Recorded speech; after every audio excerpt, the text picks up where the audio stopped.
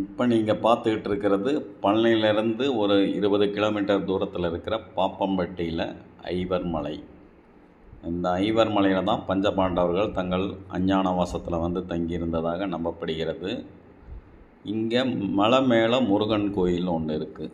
இந்த முருகன் கோயில் வந்து ஞான முருகன் என்று பெயர். இங்கே வந்து மெடிடேஷன் தியானம் சம்மந்தப்பட்டவர்கள் தான் இந்த கோயிலுக்கு வர்றாங்க. இது முருகனுடைய அருள் இருந்தால் மட்டும்தான் இங்கே வர முடியும். பழனி வர்ற 99% யாரும் இங்கே வர்றது கிடையாது, ஏன்னா தெரியாது. இதே முருகனுடைய சந்நிதி. மணி 9:30 ஆகுது, யானை திறக்காமல் வச்சிட்ருக்காங்க இன்னும். இது பாருங்கள், நவகிரகங்கள் வந்து 3 வரிசையில் ஒன்றுக்கு பின்னாடி ஒன்றா இருக்கும். ஆனால் இங்கே வந்து வட்ட வடிவில் இருக்குது. இதையும் ஒரு அபூர்வமான அமைப்பு. இதே நவகிரகத்தை வேறு எங்கேயும் நான் இந்த மாதிரி பார்த்ததில்லை.